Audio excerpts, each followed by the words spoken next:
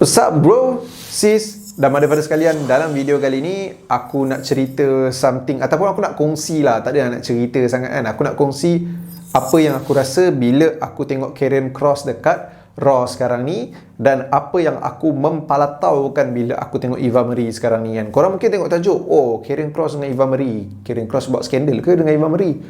Scarlett dah lawa kot tapi Eva Marie pun lawa.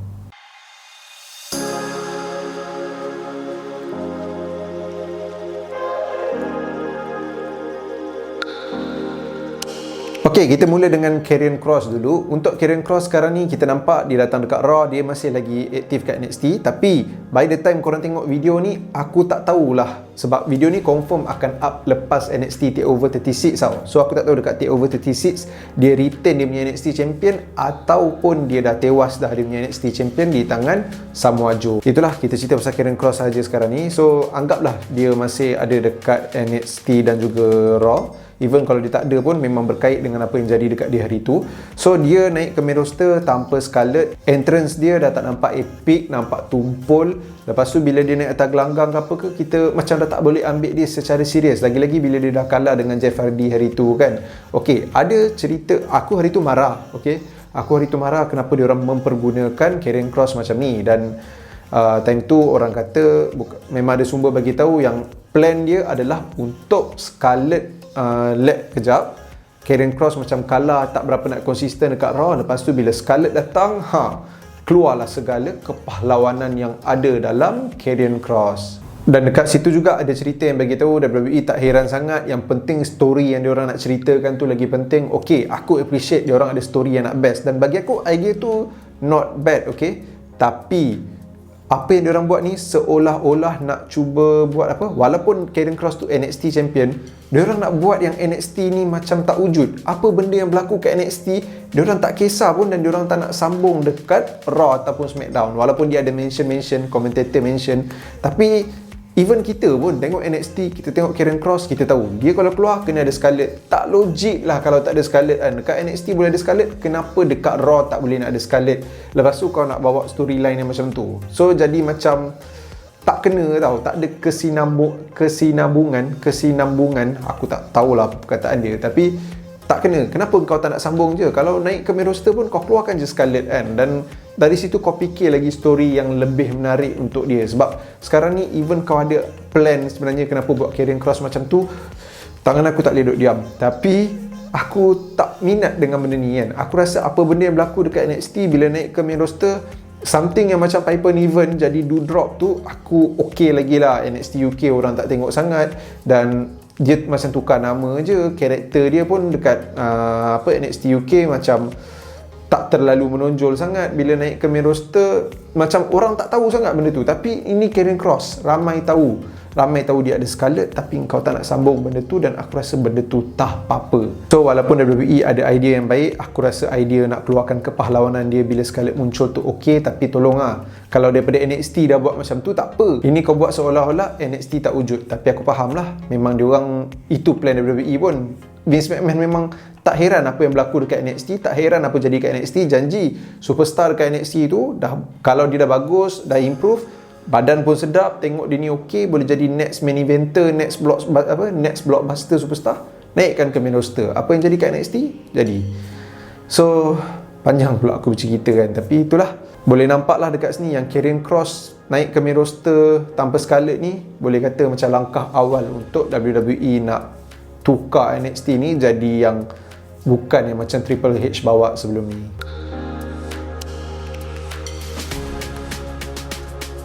Okey, kita cerita pasal Eva Marie pula. Ramai yang tanya kat aku, kenapa WWE buat Eva Marie ni macam ni kan? Tak lawan sangat, lebih pada do drop yang buat kerja. Macam baik dia ni tak payah jadi wrestler. Baik tak payah buang dia Iconics, Ruby Riott, pakai Iconics dengan Ruby Riott. Lagi function nak compare dengan Eva Marie yang macam nak berlawan pun tak boleh. Mickie James ada kata WWE kena buat apa-apa cara pun, and then dari situ tengok reaction orang. Kalau orang into Eva Marie punya karakter, maksudnya berjaya, tak kisahlah orang suka ataupun orang boo.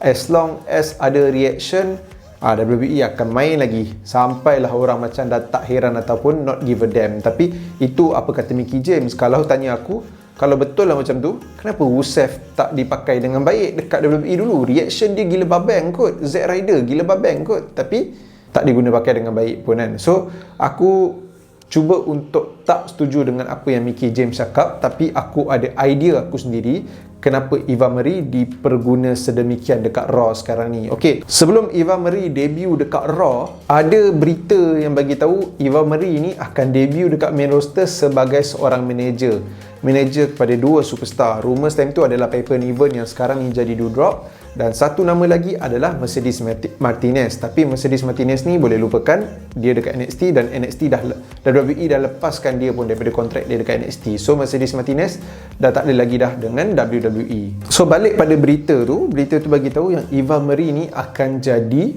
seorang manager kepada wrestler ni lah. Dan sekarang ni bila kita tengok betul-betul, dia tak berapa nak berlawan sangat pun, tapi since dia ada pengalaman atas gelanggang, walaupun tak hebat mana ke, tak power mana ke, the fact is yang dia pernah jadi wrestler, dia pernah bergusti kat NXT, pernah bergusti kat SmackDown, dan sekarang ni dia ada gusti sikit-sikit, sempat training lagi apa semua, dia boleh bergusti. Jadi mungkin WWE punya plan sekarang ni, ataupun memang itu yang diorang buat, Eva Marie ni sebenarnya adalah seorang manager, tapi nak menyerikan lagi karakter manager dia, nak lainkan dia daripada manager macam Paul Heyman, manager-manager lain yang ikut tepi gelanggang, kacau-kacau sikit, tolong buat promo, takat buat macam tu je. Dia mainkan satu benda yang lain, satu benda baru untuk seorang manager. Kau pernah tengok manager buat macam ni kan? Dia tak nampak sebagai seorang manager, dia nampak sebagai seorang wrestler, tapi sebenarnya dia manager. Cumanya cara diperceritakan dekat sini adalah dia berlawan dan dia ambil kredit bila orang lain yang buat kerja lebih. Dia buat kerja senang gila, dan kerja dia tu, even sebagai dia jadi seorang manager pun senang je untuk dia, sebab dia ada pengalaman jadi seorang wrestler. Itu pala tahu aku.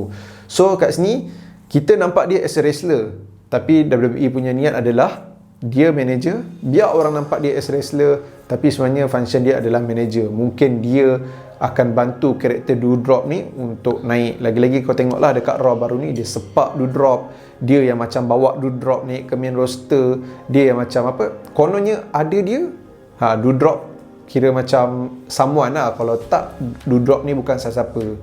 So mungkin itulah peranan Eva Marie dekat dia punya karakter dan dalam WWE sekarang ni. Dia bukan dia tak perlu pun jadi superstar yang gempak gila berlawan ke apa, tapi dia tolong naikkan orang lain by jadi seorang, kita nampak dia macam wrestler, tapi sebenarnya dia manager je kan. Tak tahulah korang faham ke tak faham ke. So apa pendapat korang? Korang rasa aku punya palatau bab Eva Marie ni make sense ke tak? Dan apa yang korang rasa pasal Karrion Kross ni? Patutnya naik ke main roster, consider macam fresh, anggap NXT tak ada, ataupun kena sambung apa yang berlaku daripada NXT naik ke main roster.